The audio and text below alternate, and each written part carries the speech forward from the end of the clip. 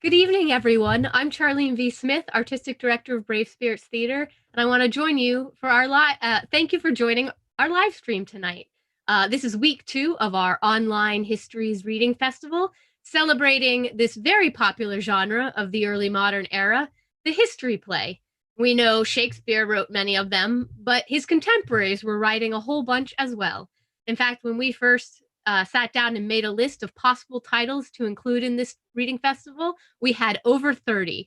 We narrowed that down to 8, and you're seeing the third of those 8 plays tonight, Edward III. We're very excited to welcome director Marshall B. Garrett and a group of artists from around the Baltimore region for tonight's reading. Marshall, the floor is yours. Thanks, Charlene. I'm Marshall Garrett. As Charlene said, I directed this evening's performance, and I'm going to ask the cast to all turn on their videos and just introduce themselves to you, let you know where they're coming from, and who they'll be playing for you tonight. Hi, my name is Zach Brewster, guys. I'm coming from Greenbelt, Maryland. I will be playing King Edward III. Hi, I'm Russell Matthews. I'm coming from Lake Taps in Washington State, and I'm playing Edward the Black Prince. Hi, I'm Charlie Johnson. I'm coming from Rising Sun, Maryland. I'll be playing a number of characters as signified by these costume changes. When I have this red tie on, I am Robert, Duke of Artois. When I am wearing this hat and these sunglasses, I am the third Frenchman. When I am wearing this hat, I'm the Captain of Calais. And when I am wearing this scarf, I am Copland. Hi, I'm Merlin Sell. I'm from the Black Hills of South Dakota. I am playing the Earl of Derby and Lodowick and the Mariner. Hi, I'm Leah Wallace. I'm originally from Philadelphia, but I'm coming at you now from Stanton, Virginia. I'm playing Prince Charles of France when I'm in blue with these glasses.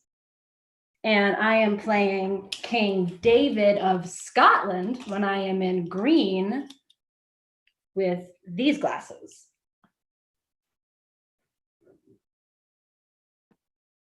Hello, I am Tyler Dale. I am coming to you from Athens, Georgia. When I am wearing the coat I'm wearing now, I am playing Duke Lorraine of France.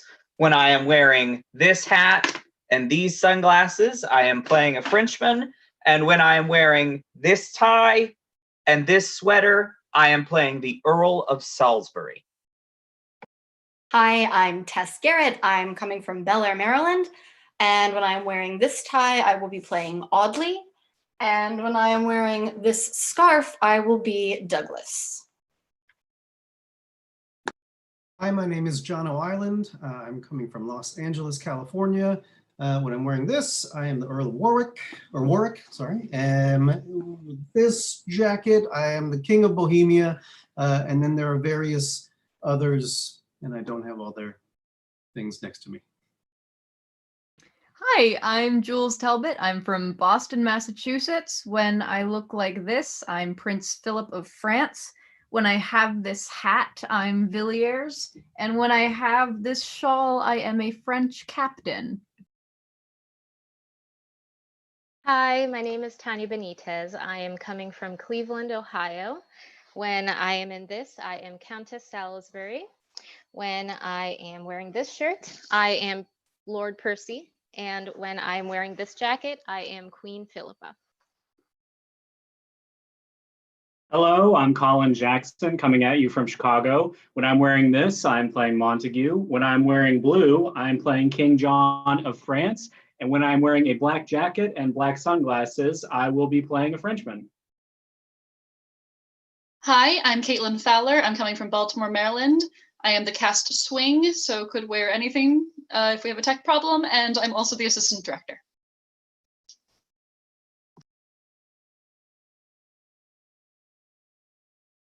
All right, wonderful. Thank you all so much. We are now going to turn it over to tonight's dramaturg, Liam Thomas Daley, who's going to tell you a little bit about this play. Hello, good evening. Yes, thank you. I'm Liam. I'm the dramaturg for this production.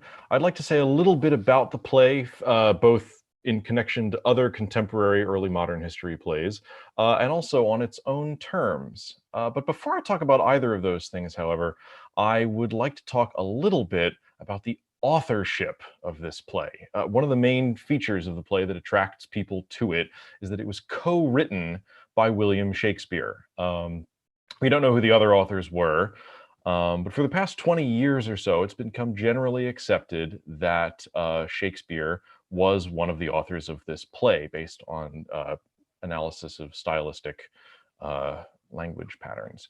So there's been some lively debate about how much exactly Shakespeare wrote or which bits of the play in particular.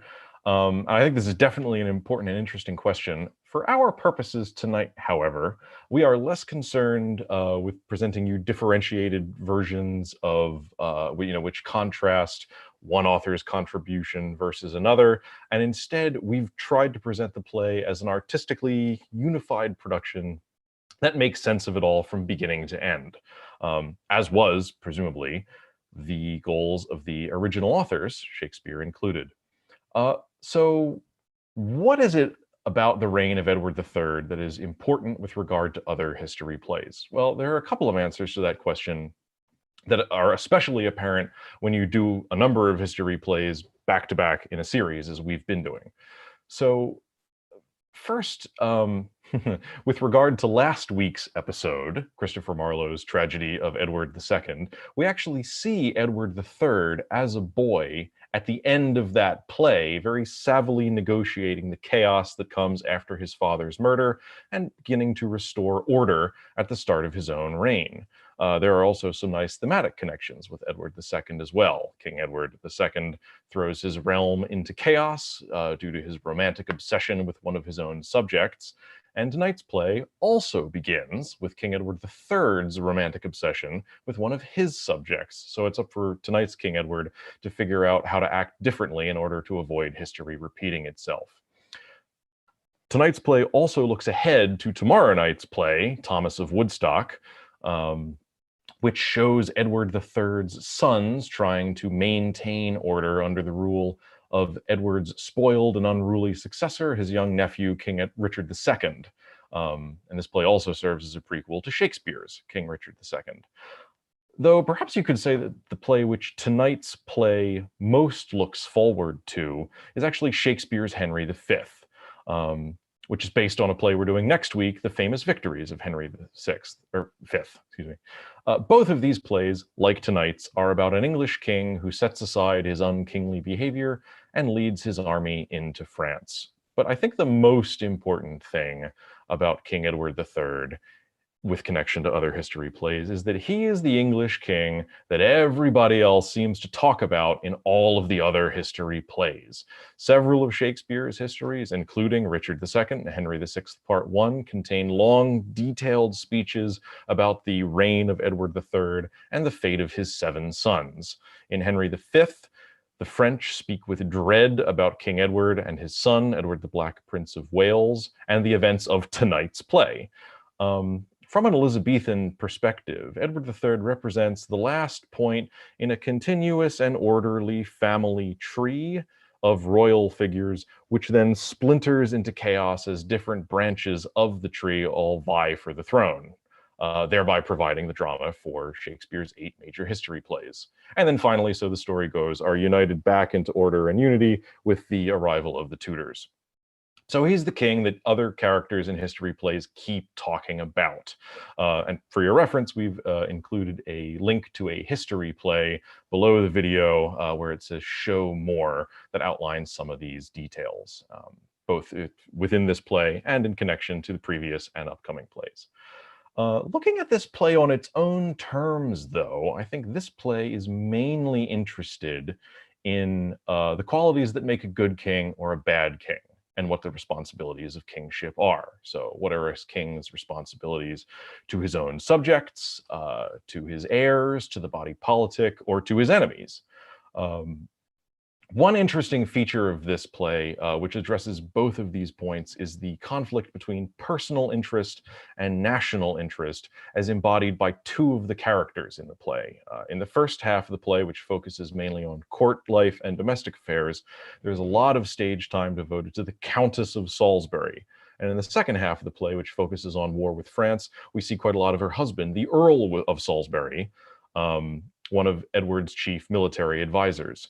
It's interesting, I'll just point out, that we never see these two characters on stage together at the same time. People talk about them within the play as a married couple, but we never actually get to see their relationship as husband and wife. Both of them are defined through their relationship to the king.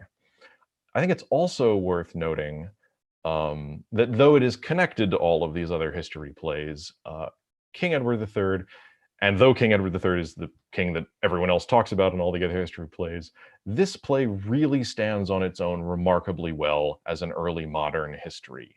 Shakespeare's history plays, because they're so interconnected, are always about not just what's happening on stage at any given moment, but also what just happened and what's about to happen. In this play, that's really not the case. Though we can bring all of these interesting associations to it, this is really just a play about King Edward III, not in relation to every other play, but just as a story about one king and what happens during his reign. So, with that in mind, we now present to you The Reign of King Edward III by William Shakespeare and others. Robert of Artois, banished though thou be from France, thy native country, yet with us thou shalt retain as great a seigneury. And now go forwards with our pedigree. Who next succeeded Philip le Beau? 3 sons of his, which all successively did sit upon their father's regal throne, yet died and left no issue of their loins. But was my mother sister unto those? She was, my lord, and only Isabel, whom afterward your father took to wife. And from the fragrant garden of her womb, your gracious self, the flower of Europe's hope, derived as inheritor to France. But note the rancor of rebellious minds. The French obscured your mother's privilege, and though she were the next of blood, proclaimed John of the house of Valois now their king. The reason was, they say, the realm of France ought not admit a governor to rule, except he be descended of the male. And that's the special ground of their contempt, wherewith they study to exclude your grace. But they shall find that forged ground of theirs to be but dusty heaps of brittle sand. Perhaps it will be thought a heinous thing that I, a Frenchman, should discover this. But heaven I call to record of my vows. It is not hate, nor any private wrong, but love unto my country and the right provokes my tongue thus lavish in report.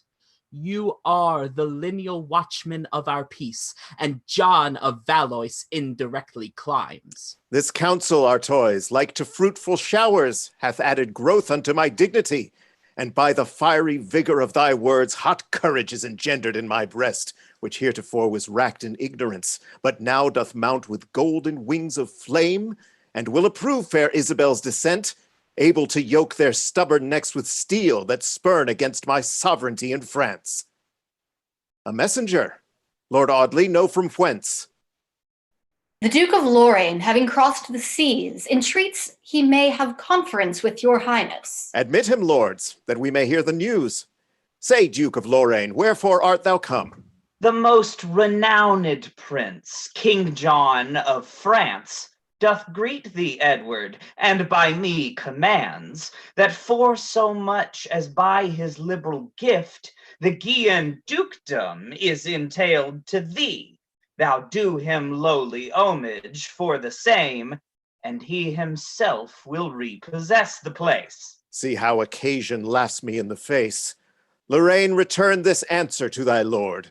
I mean to visit him as he requests. But how? Not servilely disposed to bend, but like a conqueror to make him bow. Dare he command a fealty in me? Tell him the crown that he usurps is mine, and where he sets his foot he ought to kneel. 'Tis not a petty dukedom that I claim, but all the whole dominions of the realm. Then, Edward, here in spite of all thy lords, I do pronounce defiance to thy face. Defiance, Frenchman. We rebound it back, even to the bottom of thy master's throat. Bid him leave off the lion's case he wears, lest meeting with the lion in the field, he chance to tear him piecemeal for his pride. The soundest counsel I can give his grace is to surrender ere he be constrained. A voluntary mischief hath less scorn than when reproach with violence is born. Degenerate traitor, viper to the place where thou wast fostered in thine infancy, bear'st thou a part in this conspiracy?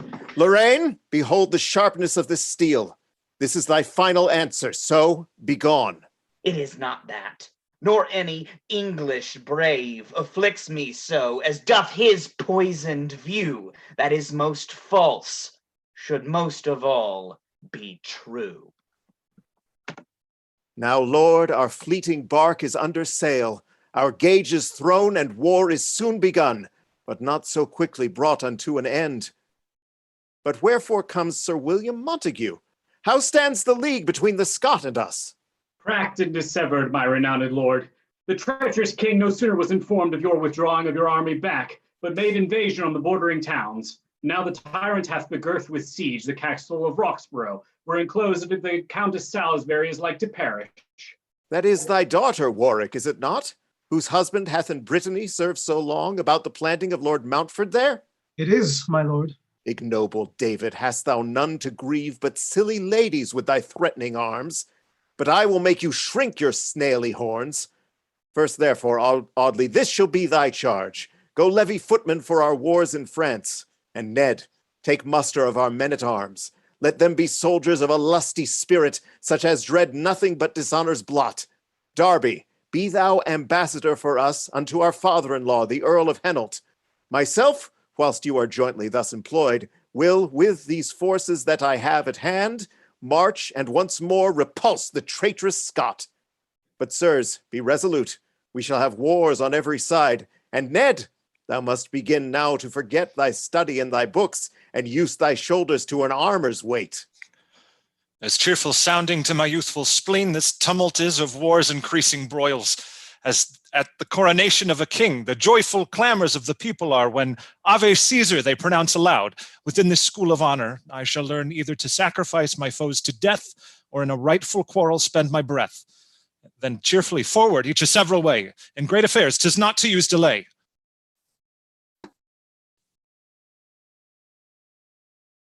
Alas, how much in vain my poor eyes gaze for succor that my sovereign should send.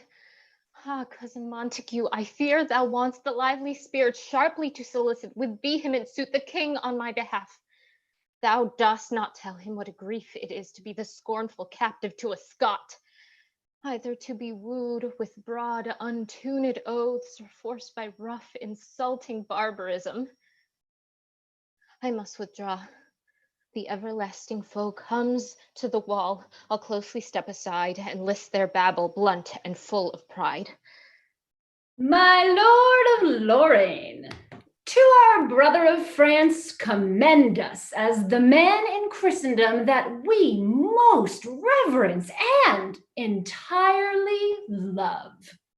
Touching your embassage, return and say that we with England will not enter parley, nor never make fair weather or take truce, but burn their neighbor towns, and so persist till your king cry out, enough, spare England now for pity.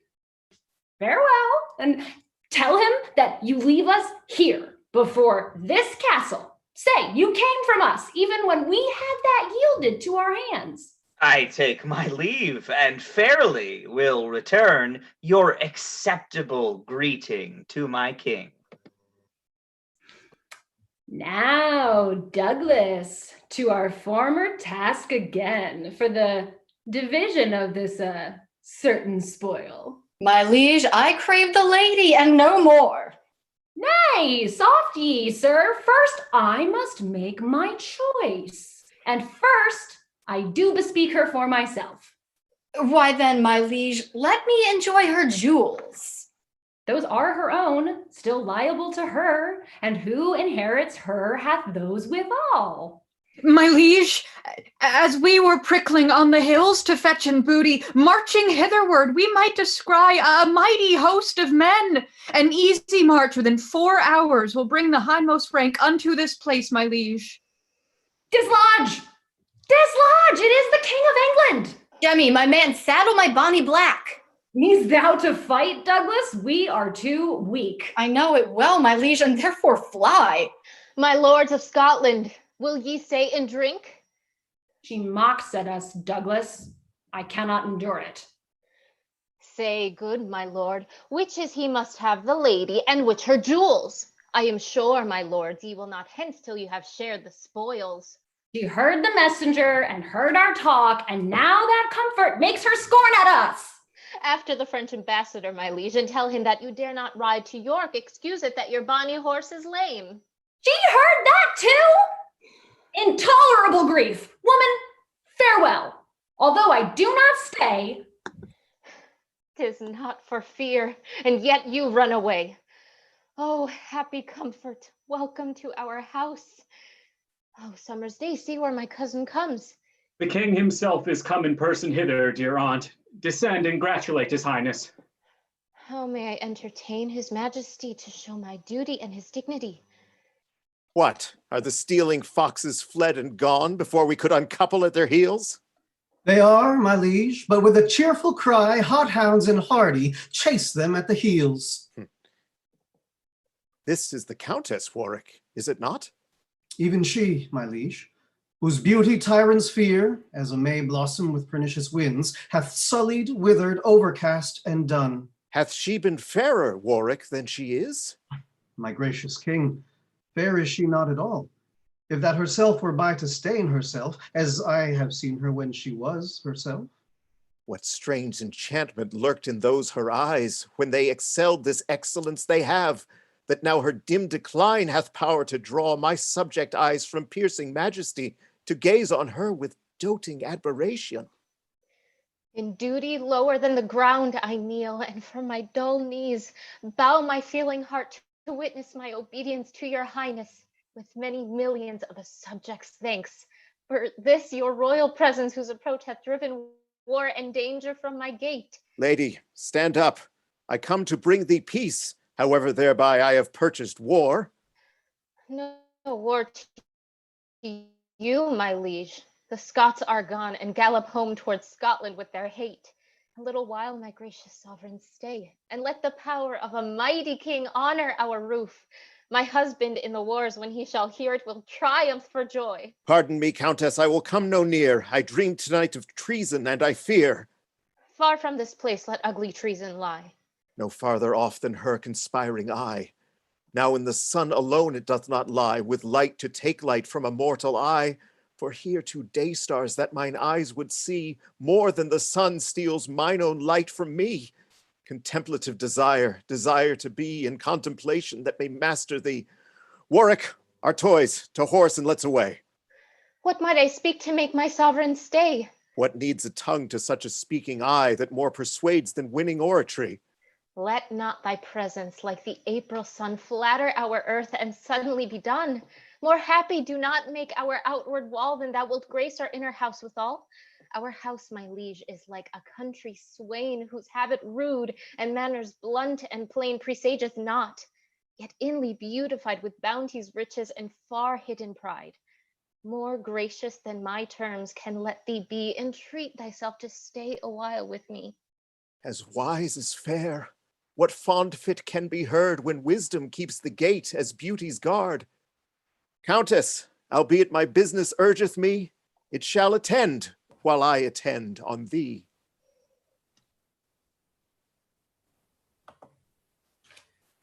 I might perceive his eye in her eye lost. Lo, when she blushed, e'en then did he look pale, as if her cheeks by some enchanted power attracted had the cherry blood from his. Anon, with reverent fear, when she grew pale, his cheeks put on their scarlet ornaments.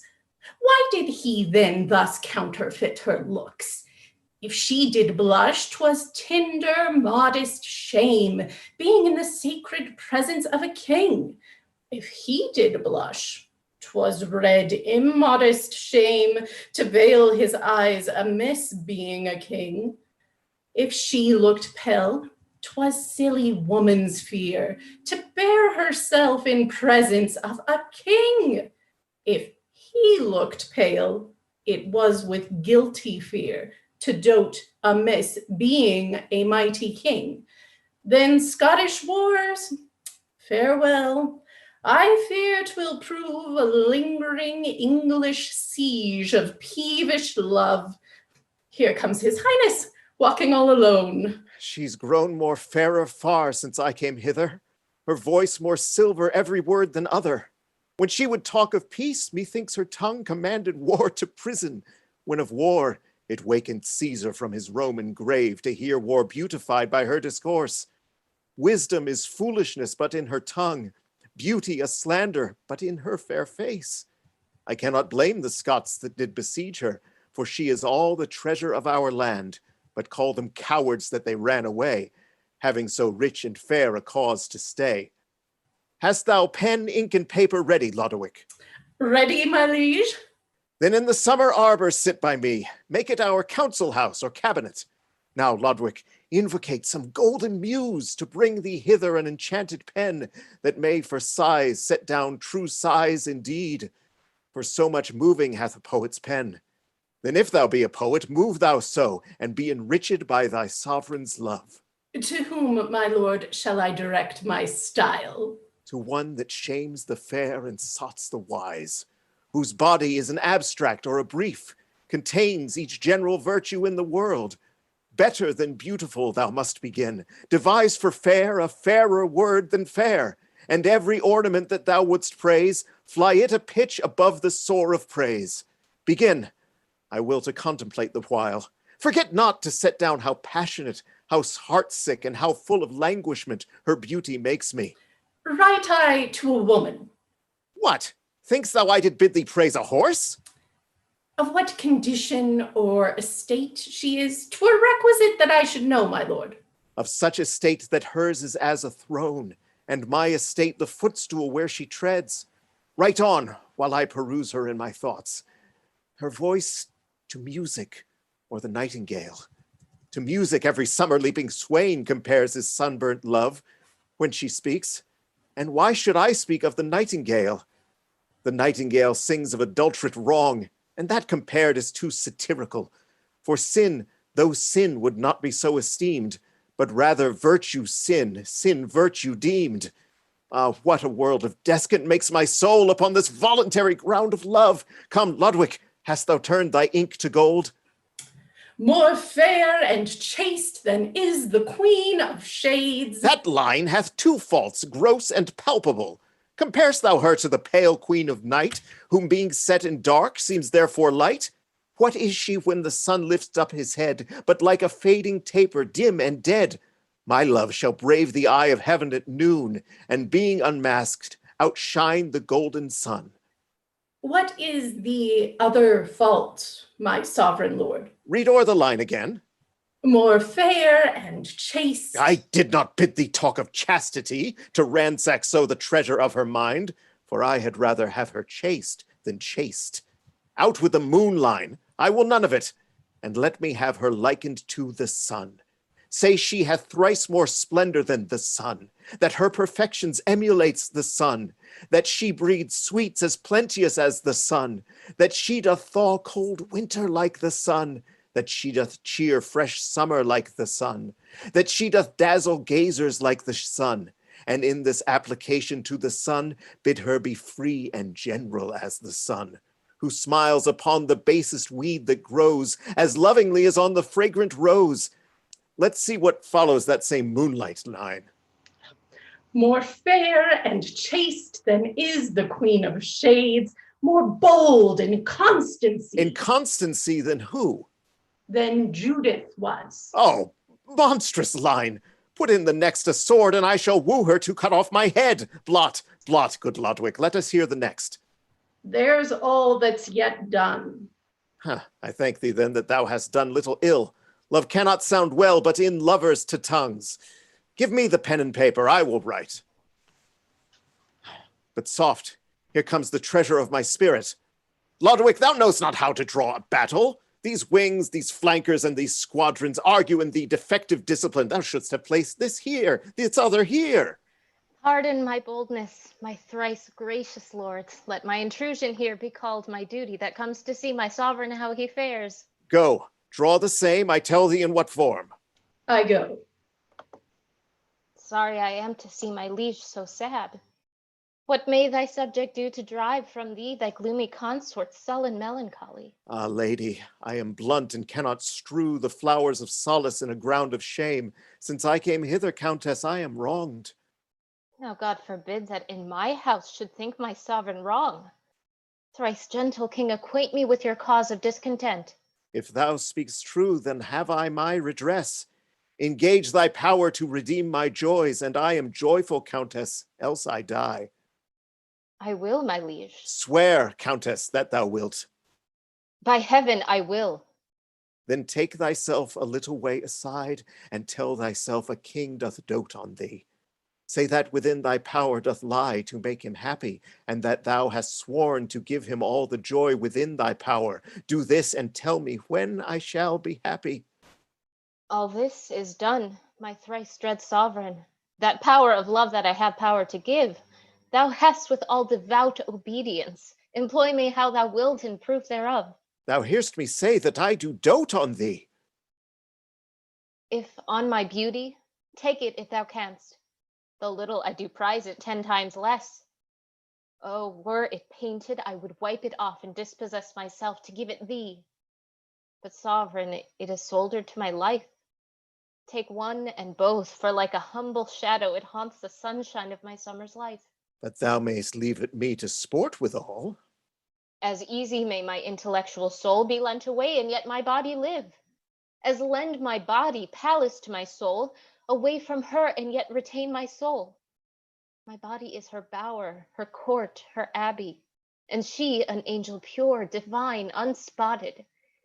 If I should leave her house, my lord, to thee, I kill my poor soul, and my poor soul me. Didst thou not swear to give me what I would? I did, my liege. So what you would, I could. I wish no more of thee than thou mayst give. Nor beg I do not, but I rather buy. That is thy love, and for that love of thine, in rich exchange I tender to thee mine. But that your lips were sacred, my lord, you will profane the holy name of love. That love you offer me, you cannot give. For Caesar owes that tribute to his queen. That love you beg of me, I cannot give, for Sarah owes that duty to her lord. In violating marriage's sacred law, you break a greater honor than yourself. To be a king is of a younger house than to be married. Your progenitor, sole reigning Adam on the universe by God, was honored for a married man, but not by him anointing for a king. It is a penalty to break your statutes, though not enacted with your highness's hand. How much more to infringe the holy act, made by the mouth of God, sealed with his hand. I know my sovereign in my husband's love, who now doth loyal service in his wars, doth but to try the wife of Salisbury, whether she will hear a wanton's tale or no, lest being therein guilty by my stay, from that, not from my liege, I turn away. Whether is her beauty by her words divine, or are her words sweet chaplains to her beauty? Oh, that I were a honey-gathering bee, to bear the comb of virtue from this flower, and not a poison-sucking, envious spider, to turn the juice I take to deadly venom. Religion is austere and beauty gentle, too strict a guardian for so fair a ward. Here comes her father. I will work with him to bear my colors in this field of love.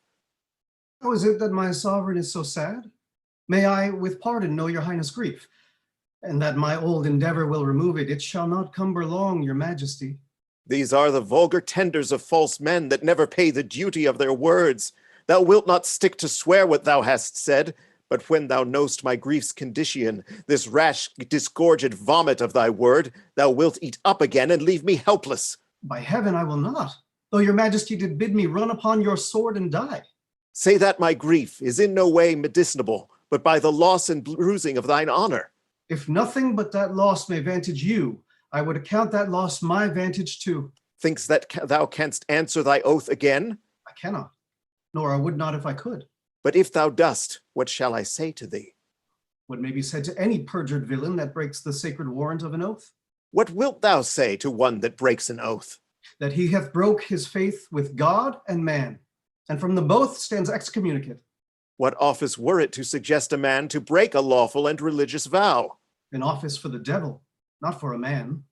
That devil's office must thou do for me. Or break thy oath, or cancel all the bonds of love and duty twixt thyself and me. And therefore, Warwick, if thou art thyself, the lord and master of thy word and oath, go to thy daughter, and in my behalf command her, woo her, win her any ways, to be my mistress and my secret love. I will not stand to hear thee make reply. Thy oath break hers, or let thy sovereign die. Oh, doting king, oh, detestable office. Well may I tempt myself to wrong myself when he hath sworn me by the name of God to break a vow made by the name of God. I'll keep mine oath, and to my daughter make a recantation of all the virtue I have preached to her. I'll say she must forget her husband Salisbury if she remember to embrace the king. I'll say an oath may be easily broken, but not so easily pardoned being broken. I'll say it is true charity to love, but not true love to be so charitable. I'll say it is my duty to persuade, but not her honesty to give consent. My lord and father, I have sought for you. My mother and the peers importune you to keep in presence of his majesty and do your best to make his highness merry. Oh, how shall I enter in this graceless errand? I must not call her child, for where's the father that will in such a suit seduce his child? I am not Warwick as thou thinkst I am, but an attorney from the court of hell that thus have housed my spirit in his form, to do a message to thee from the king. The mighty king of England dotes on thee. He that hath power to take away thy life hath power to take thine honor. Then consent upon thine honor rather than thy life. Honor is often lost and got again, but life, once gone, hath no recovery. The sun that withers hay doth nourish grass. The king will in his glory hide thy shame, and those that gaze on him to find out thee will lose their eyesight looking in the sun. What can one drop of poison harm the sea? The king's great name will temper thy misdeeds and give the bitter potion a reproach, a sugared, sweet, and most delicious taste. Thus have I, in his majesty's behalf, apparelled sin in virtuous sentences, and dwell upon thy answer in his suit. Unnatural besieged! Woe me, unhappy to have escaped the danger of my foes, and to be 10 times worse environed by friends. Hath he no means to stain my honest blood, but to corrupt the author of my blood, to be his scandalous and vile solicitor? Why then give sin a passport to offend, and youth the dangerous reign of liberty? No, let me die, if his too boisterous will have it so, before I will consent to be an actor in his graceless lust. Why, now thou speak'st as I would have thee speak. And mark how I unsay my words again. An honorable grave is more esteemed than the polluted closet of a king. The greater man, the greater is the thing, be it good or bad, that he shall undertake. Oh, a spacious field of reasons could I urge between his glory, daughter, and thy shame. That poison shows worst in a golden cup. Dark night seems darker by the lightning flash. Lilies that fester smell far worse than weeds. And every glory that inclines to sin, the shame is treble by the opposite. So leave I with my blessing in thy bosom, which then convert to a most heavy curse when thou converts from honor's golden name to the black faction of bed-blotting shame. I'll follow thee, and when my mind turns so, my body sink, my soul in endless woe.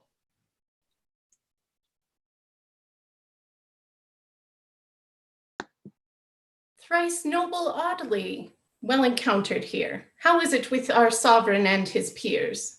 'Tis full a fortnight since I saw his highness. What time he sent me forth to muster men, which I accordingly have done, and bring them hither in fair array before his majesty. What news, my lord of Derby, from the emperor? As good as we desire. The emperor hath yielded to his highness friendly aid, and makes our king lieutenant general in all his lands and large dominions. Then via for the spacious bounds of France. What, doth his highness leap to hear this news? I have not yet found time to open them. The king is in his closet malcontent, for what I know not, but he gave in charge till after dinner none should interrupt him. The Countess Salisbury and her father Warwick, our toys and all, look underneath the brows. Undoubtedly, then, something is amiss. Here comes his highness. Befall my sovereign all my sovereign's wish. Ah, that thou wert a witch to make it so. The emperor greeteth you. Would it were the countess. And hath accorded to your highness suit. Thou liest, she hath not, but I would she had. All love and duty to my lord the king. Well, all but one is none. What news with you? I have, my liege, levied those horses and foot according as your charge, and brought them hither. Then let those foot trudge hence upon those horse, according to our discharge, and be gone. Darby, I'll look upon the countess mind anon. The countess mind, my liege? I mean the emperor. Leave me alone. What's in his mind? Let's leave him to his humor. Thus from the heart's abundance speaks the tongue. Countess for emperor, and indeed, why not? She's as imperator over me, and I to her am as a kneeling vassal that observes the pleasure or displeasure of her eye. What says the more than Cleopatra's match to Caesar now? That yet, my liege, ere night she will resolve your majesty. What drum is this that thunders forth this march to start the tender Cupid in my bosom? Poor sheepskin, how it brawls with him that beateth it. Go break the thundering parchment bottom out, and I will teach it to conduct sweet lines unto the bosom of a heavenly nymph, for I will use it as my writing paper. Go bid the drummer learn to touch the lute, or hang him in the braces of his drum. For now we think it is an uncivil thing to trouble heaven with such harsh resounds. Away! The quarrel that I have requires no arms but these of mine, and these shall meet my foe in a deep march of penetrable groans. My eyes shall be my arrows, and my sighs shall serve me as the vantage of the wind to whirl away my sweetest artillery. How now? My liege, the drum that stroke the lusty march stands with Prince Edward, your thrice valiant son. I see the boy. Oh, how his mother's face models in his, corrects my strayed desire, and rates my heart and chides my thievish eye. Now, boy, what news? I have assembled, my dear lord and father, the choicest buds of all our English blood for our affairs in France, and here we come to take direction from your majesty. Still do I see in him delineate his mother's visage, those his eyes are hers, who looking wistly on me make me blush, for faults against themselves give evidence. Away, loose silks of wavering vanity. Shall the large limit of fair Brittany by me be overthrown, and shall I not master this little mansion of myself? Give me an armor of eternal steel. I go to conquer kings, and shall I not then subdue myself and be my enemy's friend? It must not be. Come, boy, forward, advance. Let's with our colors sweet the air of France. My liege, the countess with a smiling cheer desires access unto your majesty. Why, there it goes. That very smile of hers hath ransomed captive France, and set the king, the dolphin, and the peers at liberty. Go leave me, Ned, and revel with thy friends. For she gives beauty both to heaven and earth. The sin is more to hack and hew poor men than to embrace in an unlawful bed the register of all rarities since leathern atom till this youngest hour. Go, Lodwick, put thy hand into thy purse. Play, spend, give, riot, waste, do what thou wilt, so thou wilt hence a while and leave me here. Now, my soul's playfellow, art thou come to speak the more than heavenly word of yea to my objection in thy beauteous love? My father on his blessing hath commanded. That thou shalt yield to me. Aye, dear, my liege, your due. And that, my dearest love, can be no less than right for right, and render love for love. Then wrong for wrong, and endless hate for hate. But sith I see your majesty so bent that my unwillingness, my husband's love, your high estate, nor no respect respected can be my help, but that your mightiness will overbear and awe these dear regards. I bind my discontent to my content. And what I would not, I'll compel, I will, provided that yourself remove those lets that stand between your highness's love and mine. Name them, fair countess, and by heaven I will. It is their lives that stand between our love that I would have choked up, my sovereign. Whose lives, my lady? My thrice loving liege, your queen, and Salisbury, my wedded husband. Thy opposition is beyond our law. So is your desire. If the law can hinder you to execute the one, let it forbid you to attempt the other. I cannot think you love me as you say, unless you do make good what you have sworn. No more. Thy husband and the queen shall die. Thy beauty makes them guilty of their death, and gives in evidence that they shall die, upon which verdict I, their judge, condemn them. Oh, perjured beauty, more corrupted judge.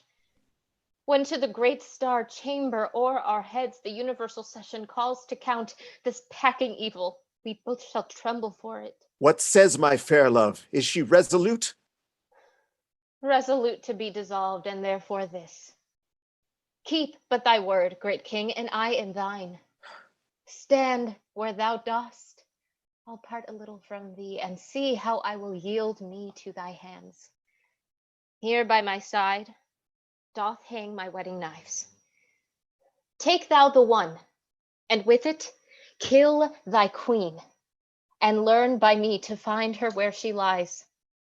With this other, I'll dispatch my love, which now lies fast asleep within my heart. When they are gone, then I'll consent to love.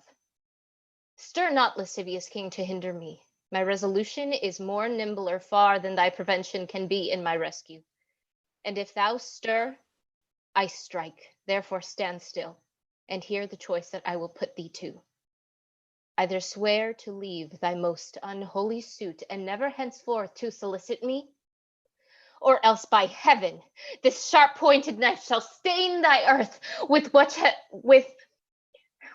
which thou wouldst stain my poor chaste blood. Swear, Edward, swear, or I will strike and die before thee here. E'en by that power I swear, that gives me now the power to be ashamed of myself. I never mean to part my lips again in any words that tends to such a suit. Arise, true English lady. Arise and be the fault, thy honors be my fault, thy honors fame, which after ages shall enrich thee with. I am awaked from this idle dream.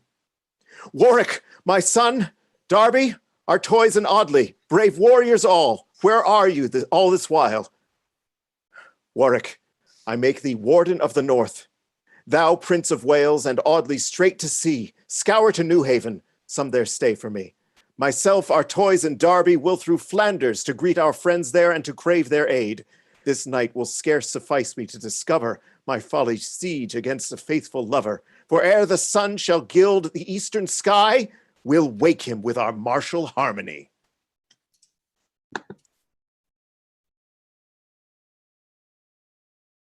Here, till our navy of 1,000 sail have made a breakfast to our foe by sea, let us encamp to wait their happy speed. Lorraine, what readiness is Edward in?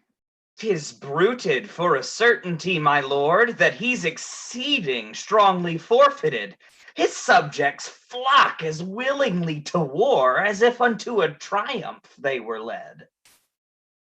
England was wont to harbor malcontents, bloodthirsty and seditious Catalines, spendthrifts and such as gape for nothing else but changing and alteration of the state.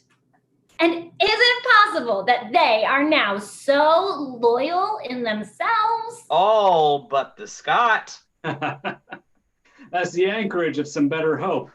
But on the other side, to think what friends King Edward hath retained in Netherland doth not a little aggravate mine ire. But all the mightier that their number is, the greater glory reaps the victory. Some friends have we beside domestic power. The King of Bohemia and of Sicily are become confederates with us, and, as I think, are marching hither apace. Soft. I hear the music of their drums, by which I guess that their approach is near. King John of France, as league and neighborhood requires, when friends are anyway distressed, I come to aid thee with my country's force. Welcome, Bohemian King, and welcome all. This is your great kindness I will not forget. Besides your plentiful rewards and crowns that from our treasury you shall receive, there comes a harebrained nation decked in pride, the spoil of whom will be a treble gain. And now my hope is full, my joy complete. Near to the coast I have descried, my lord, as I was busy in my watchful charge, the proud armada of King Edward's ships, which at the first far off when I did ken seemed as it were a grove of withered pines. But drawing near their glorious bright aspect, their streaming ensigns wrought of colored silk, like to a meadow, full of sundry flowers, adorns the naked bosom of the earth. And on the top gallant to the admiral, and likewise all the handmaids of his train, the arms of England and of France unite, are quartered equally by herald's art. Thus tightly carried with a merry gale, they plough the ocean hitherward amain. Dare he already crop the fleur-de-lis? But where is our navy? How are they prepared to wing themselves against this flight of ravens? They, having knowledge brought them by the scouts, did break from anchor straight, and puffed with rage, no otherwise than were their sails with wind made forth, as when the empty eagle flies to satisfy his hungry griping maw. There's for thy news, return unto thy bark, and if thou scape the bloody stroke of war and do survive the conflict, come again, and let us hear the manner of the flight.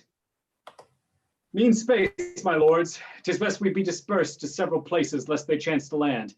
First you, my lord, with your Bohemian troops shall pitch your battles on the lower hand. My eldest son, the Duke of Normandy, shall climb the higher ground another way. Here in the middle coast betwixt you both, Philip, my youngest boy, and I will lodge. So lords, be gone, and look into your charge. You stand for France, an empire fair and large. Now tell me, Philip, what is thy conceit touching the challenge that the English make? I say, my lord, claim Edward what he can, and bring so ne'er so plain a pedigree, 'tis you are in possession of the crown, and that's the surest point of all the law.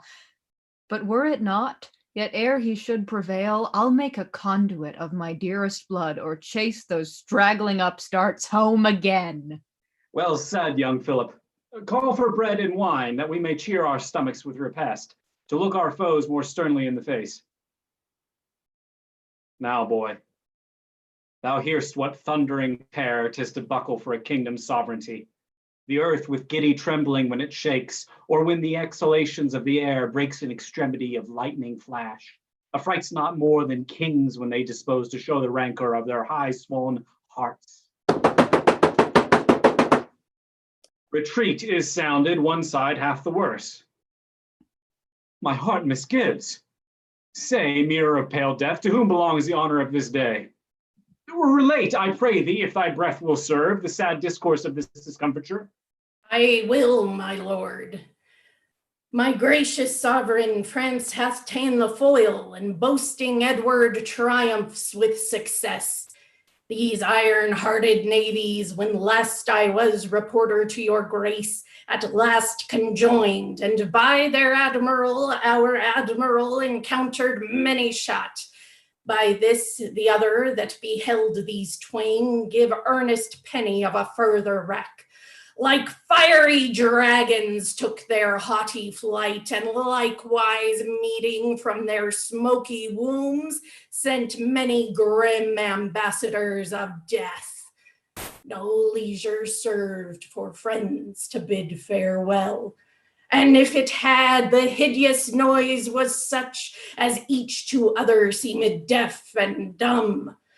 Purple the sea, whose channel filled as fast with streaming gore that from the maimed fell, as did her gushing moisture break into the crannied cleftures of the through-shot planks.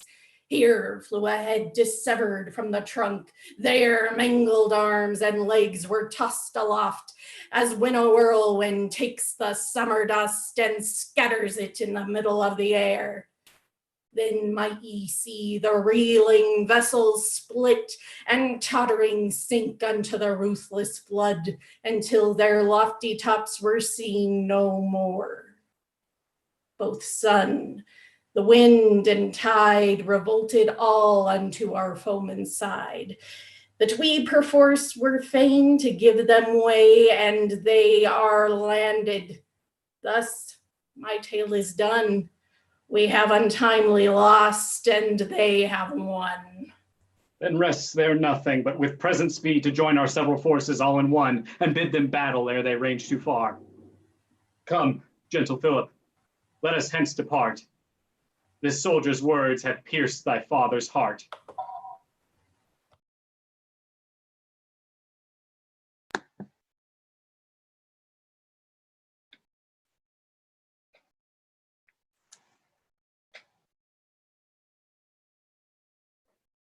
Well met, my masters. How now? What's the news? And wherefore are ye laden thus with stuff? You've not heard the news that flies abroad. What news? How the French navy is destroyed at sea, and that the English army is arrived. What then? What then, quoth you? Why is not time to fly, when envy and destruction is so nigh? Oh, content thee, man. They are far enough from hence, and will be met, I warrant ye, to their cost, before they break so far into the realm. Aye, so the grasshopper doth spend the time in mirthful jollity till winter come, and then too late he would redeem his time when frozen cold hath nipped his careless head. We that have charge in such a train as this must look in time to look for them and us, lest when we would, we cannot be relieved. You'd rather fight then, like unnatural sons, forsake your loving parents in distress. Tush, 'tis a rightful quarrel must prevail. Edward is son unto our late king's sister, where John Valois is 3 degrees removed. Besides, there goes a prophecy abroad. The time will shortly come when as a lion roused in the west shall carry hence the fleur-de-lis of France. These I can tell ye, and such like surmises strike many Frenchmen cold unto the heart. Fly, countrymen and citizens of France! Sweet, flowering peace, the root of happy life, is quite abandoned and expulsed the land. Slaughter and mischief walk within your streets, and unrestrained make havoc as they pass, the form whereof, e'en now myself beheld, I might perceive 5 cities all on fire, the poor inhabitants escaped the flame, fall numberless upon the soldiers' pikes. 3 ways these dreadful ministers of wrath do tread the measures of their tragic march. Upon the right hand comes the conquering king. Upon the left, his hot, unbridled son, and in the midst, their nation's glittering host, all which, though distant, yet conspire in one to leave a desolation where they come. Away, away! Methinks I hear their drums. Ah, wretched France, I greatly fear thy fall. Thy glory shaketh like a tottering wall.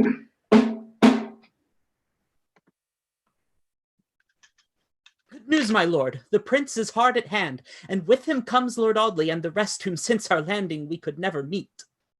Welcome, fair prince. How hast thou sped, my son, since thy arrival on the coast of France? Successfully, I thank the gracious heavens. Some of their strongest cities we have won, and others wasted, leaving at our heels a wide apparent field and beaten path for solitariness to progress in. Yet those that would submit we kindly pardoned, for who in scorn refused our proffered peace, endured the penalty of sharp revenge. But tell me, Ned, in all thy warlike course, hast thou not seen the usurping King of France? Yes, my good lord, and not 2 hours ago, with full 100,000 fighting men.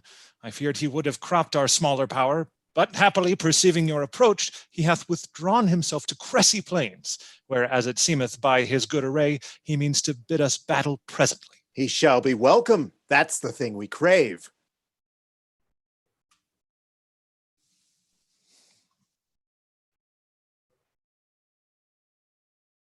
Edward, know that John, the true king of France, spits in thy face, and in this manner following upbraids thee with thine arrogant intrusion.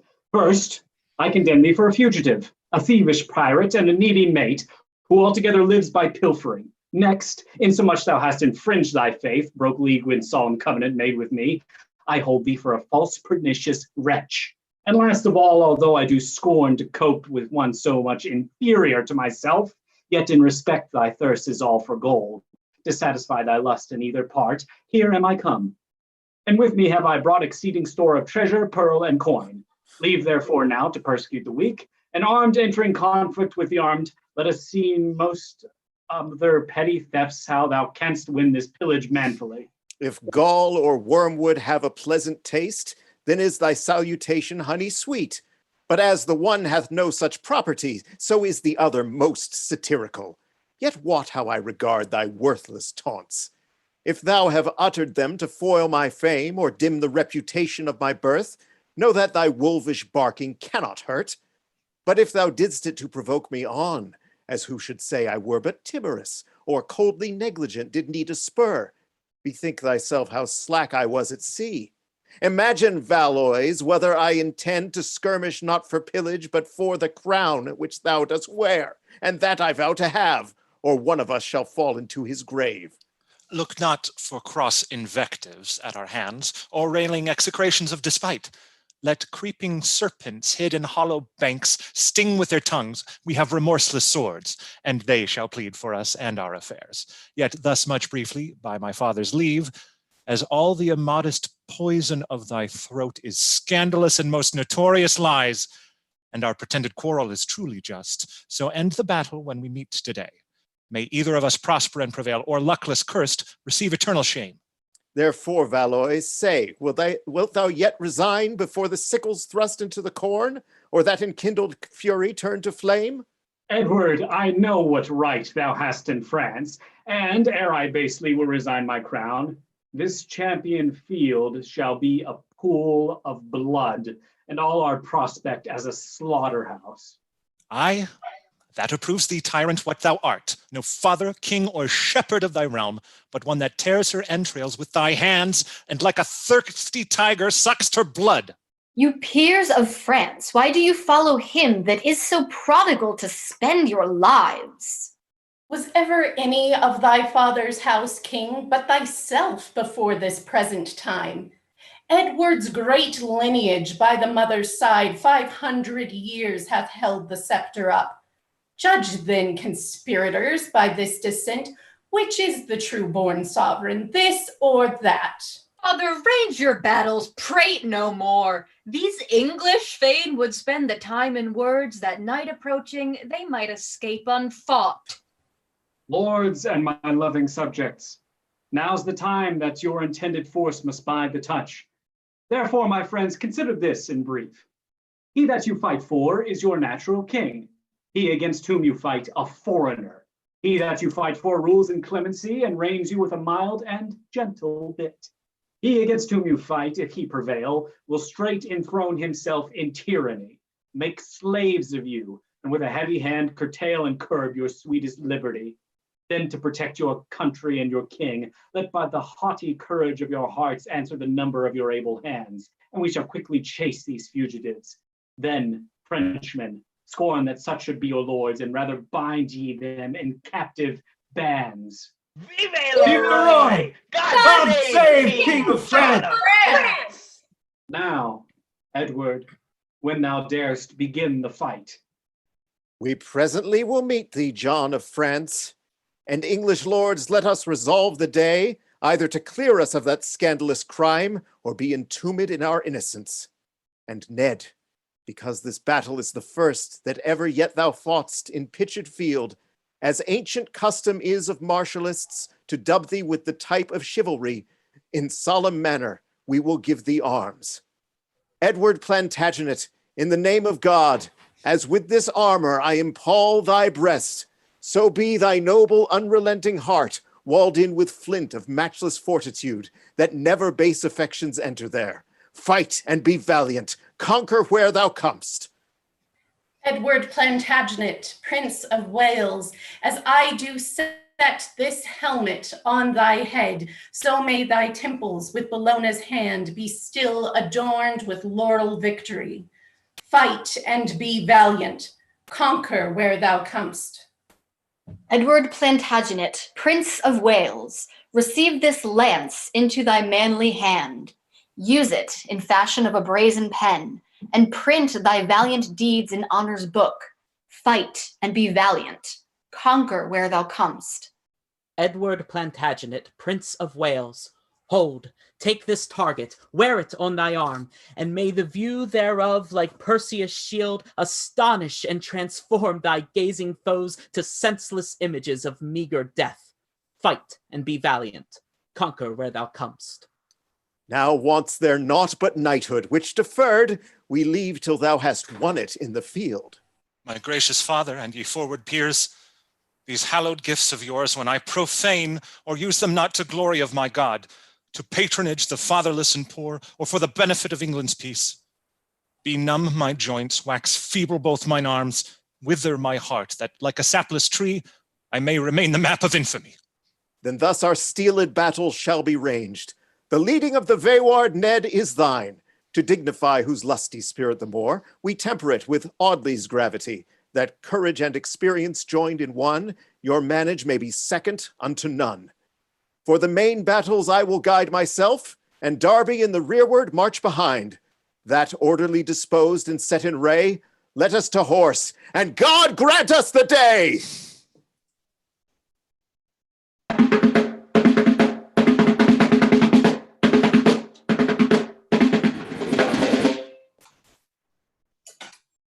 Just dooming heaven, whose secret providence to our gross judgment is inscrutable, how are we bound to praise thy wondrous works that hath this day given way unto the right and made the wicked stumble at themselves? Rescue, King Edward! Rescue for thy son! Rescue, Artois! What, is he prisoner? Or by violence fell beside his horse? Neither, my lord, but narrowly beset with turning Frenchmen whom he did pursue, as 'tis impossible that he should scape, except your highness presently descend. Tut, let him fight. We gave him arms today, and he is laboring for a knighthood, man. The prince, my lord, the prince, oh, succor him. He's close encompassed with a world of odds. Then will he win a world of honor too, if he by valor can redeem him thence? If not, what remedy? We have more sons than one to comfort our declining age. Renowned Edward, give me leave, I pray, to lead my soldiers where I may relieve your grace's son in danger to be slain. The snares of French, like emmets on a bank, muster about him, whilst he, lion-like, entangled in the net of their assaults, frantically rends and bites the woven tail, but all in vain he cannot free himself. Exclaim no more, for none of you can tell whether a borrowed aid will serve or no. Let Edward be delivered by our hands, and still in danger he'll expect the like. But if himself redeem from thence, he will have vanquished, cheerful, death and fear, and ever after dread their force no more, than if they were but babes or captive slaves. O cruel father! Farewell, Edward, then. Farewell, sweet prince, the hope of chivalry. Oh, would my life might ransom him from death. But soft, methinks I hear the dismal charge of trumpets' loud retreat. All are not slain, I hope, that went with him. Some will return with tidings, good or bad. Oh, joyful sight! Victorious, Edward lives! Welcome, brave prince. Welcome, Plantagenet. First, having done my duty as beseemed, lords, I greet you all with hearty thanks. And here with humble duty I present this sacrifice, this first fruit of my sword, cropped and cut down even at the gate of death, the King of Boheme, father, whom I slew, whose thousands had entrenched me round about and lay as thick upon my battered crest as on an anvil with their ponderous glaives, that in despite I carved my passage forth and put the multitude to speedy flight. Lo, thus hath Edward's hand filled your request, and done, I hope, the duty of a knight. Aye, well thou hast deserved a knighthood, Ned, and therefore with thy sword, yet reeking warm with blood of those that fought to be thy bane, arise, Prince Edward, trusty knight at arms. This day thou hast confounded me with joy, and proved thyself fit heir unto a king. But which way is the fearful king escaped? Towards Poitiers, noble father, and his sons. Ned, thou and Audley shall pursue them still. Myself and Darby will to Calais straight, and there begirt that haven town with siege. Now lies it on an upshot, therefore strike, and whistly follow whiles the game's on foot. Villiers, thou know'st thou art my prisoner, and that I might, for ransom, if I would, require of thee 100,000 francs, or else retain and keep thee captive still. But so it is, that for a smaller charge thou mayst be quit, and if thou wilt thyself, and this it is, procure me but a passport of Charles the Duke of Normandy, that I, without restraint, may have recourse to Calais. And then shalt thou be set at liberty. How sayest thou? Wilt thou undertake to do it? I will, my lord, but I must speak with him. Why, so thou shalt take horse and post from hence. Only, before thou goest, swear by thy faith that if thou canst not compass my desire, thou wilt return my prisoner back again. And that shall be sufficient warrant for me. To that condition I agree, my lord, and will unfeignedly perform the same. Farewell, Villiers. Since they refuse our proffered league, my lord, and will not ope their gates and let us in, we will entrench ourselves on every side. Famine shall combat where our swords are stopped. The promised aid that made them stand aloof is now retired and gone another way. It will repent them of their stubborn will. But what are these poor ragged slaves, my lord? Ask what they are. It seems they come from Calais. You wretched patterns of despair and woe. What are you, living men or gliding ghosts, crept from your graves to walk upon the earth? No ghosts, my lord, but men that breathe a life far worse than is the quiet sleep of death. We are distressed poor inhabitants that long have been diseased, sick, and lame, and now, because we are not fit to serve, the captain of the town hath thrust us forth, so that so expensive victuals may be saved. Go, Darby, go, and see they be relieved. Command that victuals be appointed them, and give to every one 5 crowns apiece. Lord Percy, welcome. What's the news in England? The Queen, my lord, comes here to your grace, and from her highness and the Lord Vicegerent, I bring this happy tidings of success. David of Scotland, lately up in arms, is by the fruitful service of your peers, and painful travail of the Queen herself, that big with child was every day in arms, vanquished, subdued, and taken prisoner. Thanks, Percy, for thy news with all my heart. What was he that took him prisoner in the field? A squire, my lord, John Copeland is his name, who since entreated by her majesty, denies to make surrender of his prize to any but unto your grace alone, whereat the queen is grievously displeased. Well, then we'll have a pursuivant dispatched to summon Copeland hither out of hand, and with him he shall bring his prisoner king. The queen's, my lord, herself by this at sea, and purposeth as soon as wind will serve, to land at Calais and to visit you. She shall be welcome, and to wait her coming, I'll pitch my tent near to the sandy shore. The burgesses of Calais, mighty king, have by a council willingly decreed to yield the town and castle to your hands, upon condition it will please your grace to grant them benefit of life and goods. They will so. Then belike they may command, dispose, elect, and govern as they list.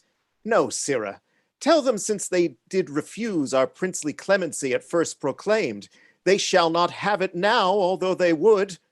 I will accept of naught but fire and sword, except within these 2 days, 6 of them, that are the wealthiest merchants in the town, come naked all but for their linen shirts, with each a halter hanged about his neck, and prostrate yield themselves upon their knees to be afflicted, hanged, or what I please, and so you may inform their masterships.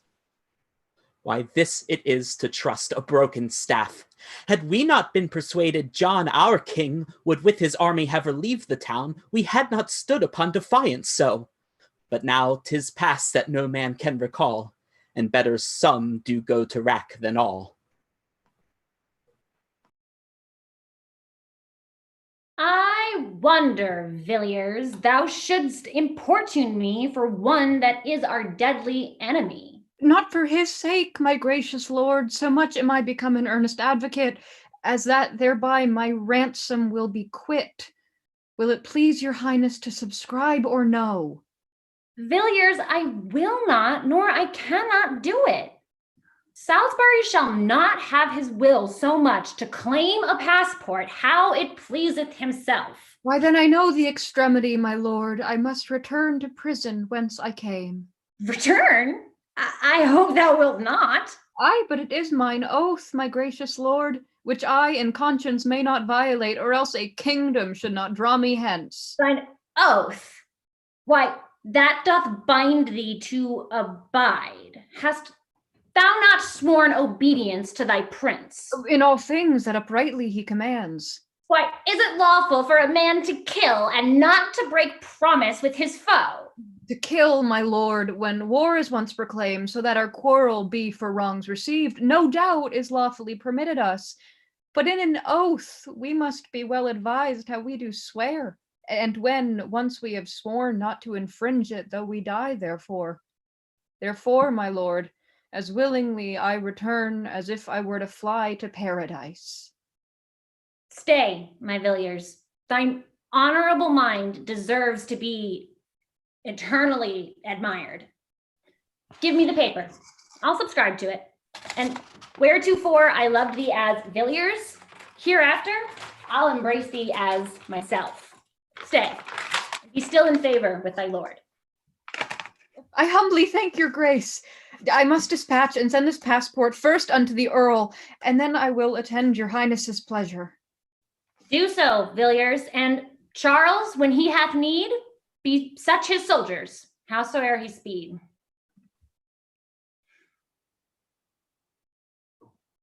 Come, Charles, and arm thee.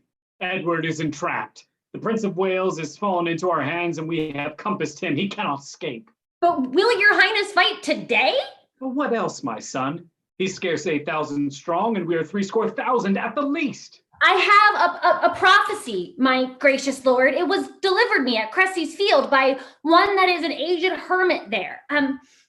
When feathered fowl shall make thine army tremble, and flintstones rise and break the battle ray, then think on him that doth not now dissemble, for that shall be the hapless dreadful day. Yet in the end thy foot thou shalt advance as far as in England as thy foe in France.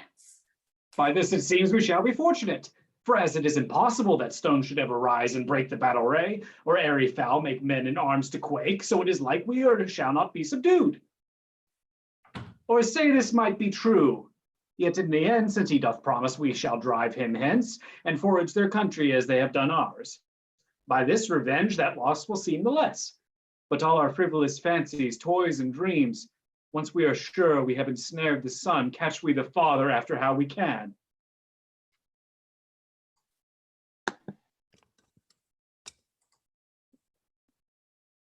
Oddly, the arms of death embrace us round, and comfort have we none save that to die.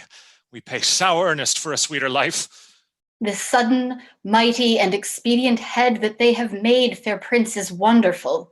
Before us in the valley lies the king, vantaged with all that heaven and earth can yield. His party stronger battled than our whole. His son, the braving Duke of Normandy, hath trimmed the mountain on our right hand up in shining plate, that now the aspiring hill shows like a silver orb. On our left hand lies Philip, the younger issue of the king, coating the other hill in such array that all his gilded upright pikes do seem straight trees of gold. Behind us too the hill doth bear his height, for like a half-moon opening but one way, it rounds us in. There at our backs are lodged the fatal crossbows, and the battle there is governed by the rough Chatillon. Death's name is much more mighty than his deeds. Thy parceling this power hath made it more. These quarters, squadrons, and these regiments, before, behind us, and on either hand, are but a power. When we name a man, his hand, his foot, his head hath several strengths, and being all but one self-instant strength. Why, all this many oddly is but one, and we can call it all but one man's strength. There is but one France, one king of France. That France hath no more kings, and that same king hath but the puissant legion of one king. And we have one. Then apprehend no odds, for 1 to 1 is fair equality. Now, Audley, sound those silver wings of thine, and let those milk-white messengers of time show thy time's learning in this dangerous time. Thou art a married man in this distress, but danger woos me as a blushing maid. Teach me an answer to this perilous time. To die is all as common as to live. The one in choice, the other holds in chase. For from the instant we begin to live, we do pursue and hunt the time to die. If then we hunt for death, why do we fear it? If we fear it, why do we follow it? If we do fear, how can we shun it? If we do fear, with fear we do but aid the thing we fear to seize on us the sooner. If we fear not, then no resolved proffer can overthrow the limit of our fate. Good old man, 1,000 armors, these words of thine have buckled on my back. I will not give a penny for a life, nor half a halfpenny to shun grim death, since for to live is but to seek to die, and dying but the beginning of new life. Let come the hour when he that rules it will. To live or die, I hold indifferent.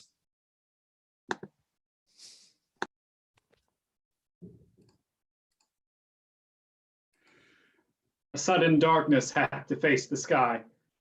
The winds are crept into their caves for fear. The leaves move not, the world is hushed and still. The birds cease singing, and the wandering brooks murmur no wonted greetings to their shores. Where or from whom proceeds this silence, Charles? A tongue-tied fear hath made a midnight hour, and speeches sleep through all the waking regions. But now the pompous sun in all his pride looked through his golden coach upon the world, and on a sudden hath he hid himself, that now the under earth is as a grave, dark, deadly, silent, and uncomfortable. Hark, what a deadly outcry do I hear? Here comes my brother Philip. All dismayed, what fearful words are those thy looks presage? A flight! A flight! Oh, coward, what flight? Thou liest. There needs no flight. What is the matter? A flight of ugly ravens do croak and hover o'er our soldiers' heads, and keep in triangles and cornered squares, right as our forces are embattled. In brief, our soldiers have let fall their arms and stand like metamorphosed images, bloodless and pale, one gazing on one another. Aye, now I call to mind the prophecy, but I must give no entrance to a fear. Return and hearten up those yielding souls. Tell them the ravens, seeing them in arms, so many fare against a famished few, come but to dine upon their handiwork and prey upon the carrion that they kill. Away, and comfort up my soldiers, and sound the trumpets, and all at once dispatch this little business of a silly fraud.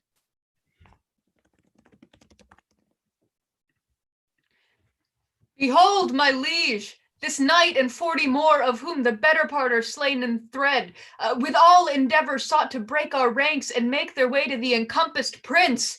Dispose of him as please your majesty. Go, and the next bow, soldier, that thou seest, disgrace it with his body presently. For I do hold a tree in France too good to be the gallows of an English thief. My lord of Normandy, I have your pass and warrant for my safety through this land. Villiers procured it for thee, did he not? He did. And it is current. Thou shalt freely pass. Aye, freely to the gallows to be hanged without denial or impediment. Away with him. What? Am I not a soldier in my word? Then arms adieu, and let them fight that list. Upon my soul, had Edward, Prince of Wales, engaged his word, writ down his noble hand for all your knights to pass his father's land, the royal king, to grace his warlike son, would not alone safe conduct give to them, but with all bounty feasted them and theirs. Dwell'st thou on precedence? Then be it so. Say, Englishman, of what degree thou art. An earl in England, though a prisoner here, and those that know me call me Salisbury. Then Salisbury, say whither thou art bound. To Calais, where my liege, King Edward, is. To Calais, Salisbury. Then to Calais pack, and bid the king prepare a noble grave to put his princely son, Black Edward, in. And as thou travelst westward from this place, some 2 leagues hence there is a lofty hill, upon whose tall top, when thy foot attains, look back upon the humble vale beneath, and thence behold the wretched Prince of Wales, hooped with a bond of iron round about. After which sight to Calais spur amain, and say the prince was smothered and not slain. Away, be gone. The smoke of our shot will choke our foes, though bullets hit them not.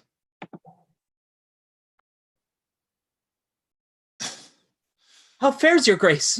Are you not shot, my lord?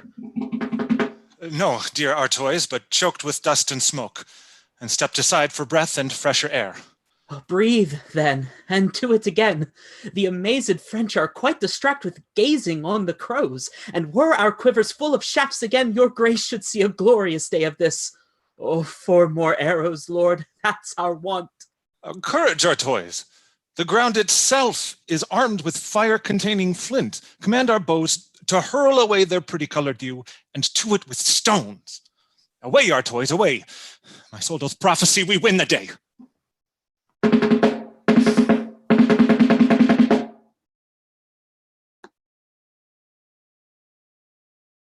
Our multitudes are in themselves confounded, dismayed, and distraught. Swift starting fear hath buzzed a cold dismay through all our army. And every petty disadvantage prompts the fear-possessed abject soul to fly.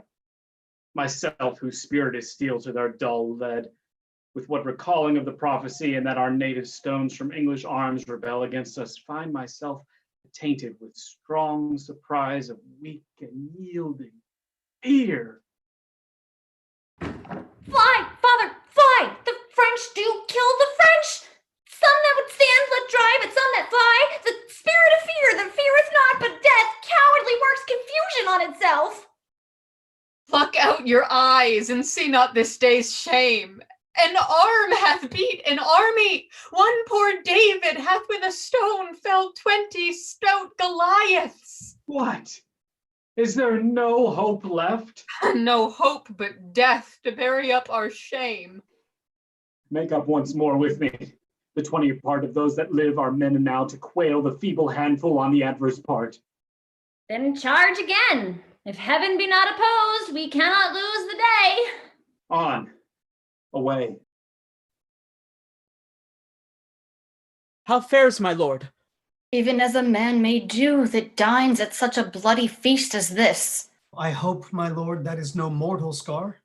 No matter if it be, the count is cast, and in the worst ends but a mortal man.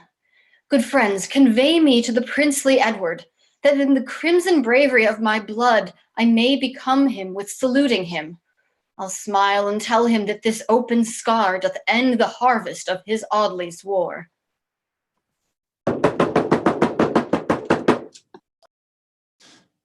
Now, John in France, and lately John of France, and you, high-vaunting Charles of Normandy, are now the subjects of my clemency. Fie, lords, it's not a shame that English boys whose early days are yet not worth a beard should in the bosom of your kingdom thus, 1 against 20, beat you up together. Thy fortune, not thy force, hath conquered us. An argument that heaven aids the right.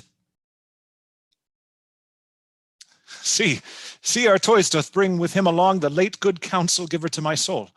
Welcome, Artois, and welcome Philip too. But say, what grim discouragement comes here? Alas, what 1,000 armed men of France have writ that note of death in Audley's face? What hungry sword hath so bereaved thy face and lopped a true friend from my loving soul? O Prince, thy sweet bemoaning speech to me is as a mournful knell to one dead sick. Dear Audley, if my tongue ring out thy end, my arms shall be thy grave. What may I do to win thy life or to revenge thy death, if thou wilt drink the blood of captive kings, or that it were restorative command a health of king's blood, and I'll drink to thee. Victorious Prince, that thou art so, behold, a Caesar's fame in king's captivity. If I could hold dim death but at a bay, till I did see my liege, thy royal father, my soul should yield this castle of my flesh, this mangled tribute with all willingness to darkness, consummation, dust, and worms. Cheerily, bold man. Thy soul is all too proud to yield her city for one little breach. Lo, to repair thy life I give to thee 3,000 marks a year in English land. I take thy gift to pay the debts I owe. These 2 poor esquires redeemed me from the French with lusty and dear hazard of their lives. What thou hast given me, I give to them. And as thou lovest me, Prince, lay thy consent to this bequeath in my last testament. Renowned Audley, live and have from me this gift twice doubled to these esquires and thee. But live or die, what thou hast given away to these and theirs shall lasting freedom stay. No more, Queen Phillipe, pacify yourself. And now unto this proud resisting town, put all the sword and make the spoil your own. Mercy, King Edward! Mercy, gracious Mercy, Lord! gracious Lord. Contemptuous villains, call ye now for truce? Mine ears are stopped against your bootless cries. Sound drums alarum, draw threatening swords. Oh, noble Prince! Oh, take pity on this town, and hear us, mighty King. We claim the promise that your Highness made. My promise? Well, I do confess as much. But I require the chiefest citizens and men of most account that should submit. If it be so, then let our covenant stand. We take possession of the town in peace. But for yourselves look you for no remorse. Your bodies shall be dragged about these walls, and after feel the stroke of quartering steel. This is your doom. Go, soldiers, see it done. Ah, be more mild unto these yielding men. It is a glorious thing to establish peace, and kings approach the nearest unto God by giving life and safety unto men. As thou intendest to be king of France, so let her people live to call thee kings. Philippe, prevail. We yield to thy request. These men shall live to boast of clemency, and tyranny strike terror to thyself. Long live your Highness. Happy be your reign. Go, get you hence, return unto the town, and if this kindness hath deserved your love, learn then to reverence Edward as your king. Now might we hear of our affairs abroad. We would, till gloomy winter were o'erspent, dispose our men in garrison a while. But who comes here? Copeland, my lord, and David, King of Scots. Ha! Is this the proud, presumptuous esquire of the north, that would not yield his prisoner to my queen? I am, my liege, a northern esquire indeed, but neither proud nor insolent, I trust. What moved thee then to be so obstinate to contradict our royal queen's desire? No willful disobedience, mighty lord, but my desert and public law at arms. I took the king myself in single fight, and like a soldier would be loath to lose the least preeminence that I had won. And Copeland, straight upon your highness' charge, is come to France, and with a lowly mind doth veil the bonnet of his victory. Receive, dread lord, the custom of my fraught, the wealthy tribute of my laboring hands, which should long since have been surrendered up had but your gracious self been there in place. But Copeland, thou didst scorn the king's command, neglecting our commission in his name. His name I reverence, but his person more. His name shall keep me in allegiance still, but to his person I will bend my knee. I pray thee, Philippe, let displeasure pass. This man doth please me, and I like his words. For what is he that will attempt great deeds and lose the glory that ensues the same? All rivers have recourse unto the sea, and Copeland's faith relation to his king. Kneel therefore down. Now rise, King Edward's knight, and to maintain thy state I freely give 500 marks a year to thee and thine. Welcome, Lord Salisbury. What news from Brittany? This mighty king, the country we have won. We thank thee for thy service, valiant Earl. Challenge our favor, for we owe it thee. But now, my lord, as this is joyful news, so must my voice be tragical again, and I must sing of doleful accidents. What? Have our men the overthrow at Poitiers? Or is our son beset with too much odds? He was, my lord, and as my worthless self with 40 other serviceable knights under safe conduct of the Dolphin's seal did travel that way, finding him distressed. A troop of lances met us on the way, surprised, and brought us prisoners to the king, who, proud of this and eager of revenge, commanded straight to cut off all our heads. And surely we had died, but that the Duke procured our quick deliverance from thence.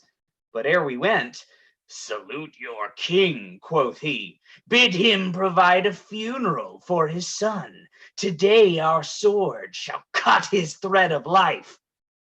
This said, we passed, not daring to reply. Our hearts were dead, our looks diffused and wan. Wandering at last, we climbed unto a hill, from whence, although our grief were much before, yet now to see the occasion with our eyes did thrice so much increase our heaviness. For there, my lord, there we did descry, down in a valley, how both armies lay. The French had cast their trenches like a ring. Here stood a battle of 10,000 horse. There, twice as many pikes in quadrant wise. Here, crossbows and deadly wounding darts. And in the midst, like to a slender point within the compass of the horizon, stood famous Edward, still expecting when those dogs of France would fasten on his flesh. Anon, the death-procuring knell begins. Off go the cannons that with trembling noise did shake the very mountains where they stood. Then sound the trumpets' clangor in the air. The battles join, and when we could no more discern the difference twixt the friend and foe, so intricate the dark confusion was. And thus, I fear, unhappy have I told the most untimely tale of Edward's fall. Ah me, is this my welcome into France? Is this the comfort that I look to have when I should meet with my beloved son? Sweet Ned, I would thy mother in the sea had been prevented from this mortal grief. Content thee, Philippe. 'Tis not tears will serve to call him back if he be taken hence.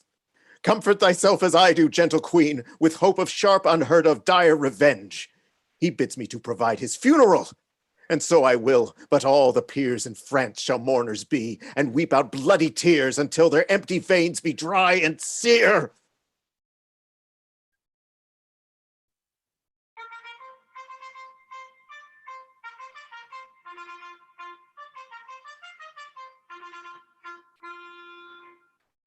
Rejoice, my lord, ascend the imperial throne. The mighty and redoubted Prince of Wales, the Frenchman's terror and his country's fame, triumphant rideth like a Roman peer, and lowly at his stirrup comes afoot King John of France. together with his son in captive bonds, whose diadem he brings to crown thee with, and to proclaim thee king. Away with mourning, Philip. Wipe thine eyes. Sound trumpets. Welcome in, Plantagenet. My gracious father, here receive the gift, this wreath of conquest and reward of war, and herewithal I render to your hands these prisoners, chief occasion of our strife. So, John of France, I see you keep your word. You promised to be sooner with ourself than we did think for, and 'tis so indeed. But had you done it first as now you do, how many civil towns had stood untouched that now are turned to ragged heaps of stones? How many people's lives mightst thou have saved that are untimely sunk into their graves? Edward, recount not things irrevocable. Tell me what ransom thou requirest to have. Thy ransom, John, hereafter shall be known. But first to England thou must cross the seas to see what entertainment it affords. Howe'er it falls, it cannot be so bad as ours have been since we arrived in France. Accursed man! Of this I was foretold, but did misconster what the prophet told.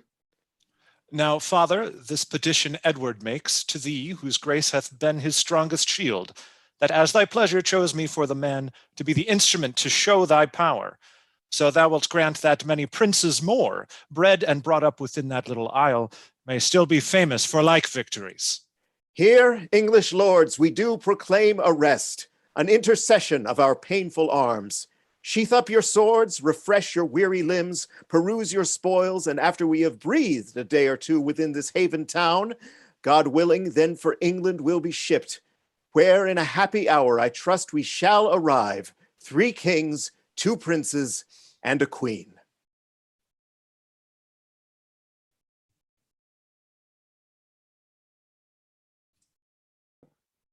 All right, thank you all so much for tuning in. We're now going to have a Q&A with the team behind tonight's reading. So if you have any questions, feel free to put them in the YouTube chat. I'll be watching that. Meanwhile, Liam, our dramaturg, is going to get things started. Hello. Yes. Q&A. Do type in your questions into the box. I'd like to start things off with a question for our director. People often talk about Edward III as an ideal or a model for honor and chivalry. I wonder what you would say this play has to say about the way that honor works in practice, or the importance of honor for a king or any other national leader, for that matter. Yeah, so we were really starting to find this while we were doing the cutting, particularly as it pertained to the Salisbury family. They both kind of offer a chance for the kings, for Edward and John, to, I guess, prove their mettle, prove their honor. First, you know, when King Edward is falls into lust with the Countess, he's got to fight through that before he's able to go to France. It pretty much distracts him entirely from being able to function as a warlord. And then following that, once we get into France, King John of France has to deal with the fact that he's got a very powerful foe who's been given a free pass to go across the entire battlefield, and has his son of all people convince him that he does in fact have to let him pass.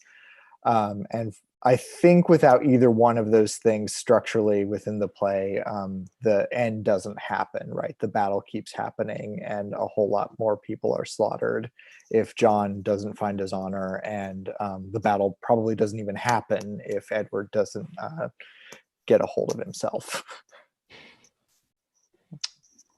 We've got our first question in on the YouTube chat. Emily would like to know, for either Marshall or any of the actors, what scene or moment in this play would you most be excited about staging were you to do a full production?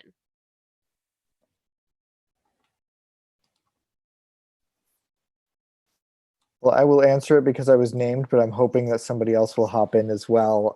I am all about the scene where Ned gets dressed in the armor. It's the one point that really you can't do on Zoom. We tried real hard, and I think I like what we did. But the pageantry of multiple heralds coming in with these grand implements, and then him being dressed for battle would be something that I'd be super into doing on stage, and also that great kitchen knife scene with the Countess and King Edward.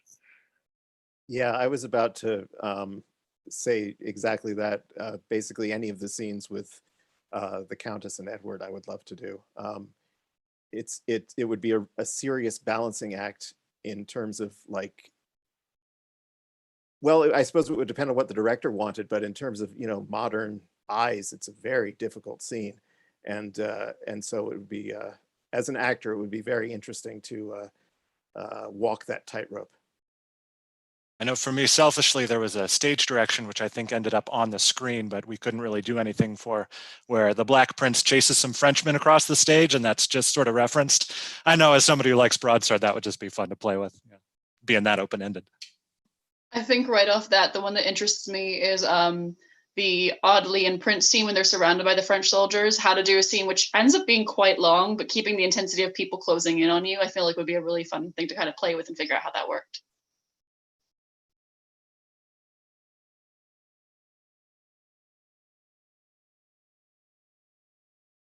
All right, Liam, did you have anything else you wanted to put to the artists to talk about this play? No, actually, that about wraps it up for me, I'm afraid to say. I actually have a question, if that's okay. Yes, Yeah, sure. absolutely. I was going to throw it open, so go for it. Jack. Do we know which parts of the play are most likely to have been written by Shakespeare? I mean, Liam, you can take it if you want to, but Sure. It's two of the, if memory serves, it's scenes 2 and 3, the two scenes with the Countess, and one of the later scenes, although I do not recall which one. I want to say scene 14, the Battle of Poitiers. Is that, Marshall, is that? Yeah, it's one of those later battle scenes, but typically, and I am no expert on the authorship stuff, but it feels like one of those moments where people point to the good scenes in the play and they say, "Oh, Shakespeare wrote those ones." So he gets credit generally for the Countess scenes, partly because they they have ghosts of Measure for Measure in them, and some of the themes that Shakespeare is going to get to later in his career. There's also some words that are just like kind of favorite Shakespeare words that he uses all the time that pop up in the Countess scenes more than others. No specific examples jumping to mind right now, but I know every time I hear it, I'm like, I never really hear other playwrights, even in that time, use those specific words. So for me, those flag Shakespeare scenes. But I can't think of an example right now. We also have a shout out from Molly on the chat for the props and the handing off and all that work that was done. It was very much enjoyed, and Molly would like to know, how that was achieved and what the rehearsal process was like and how you structured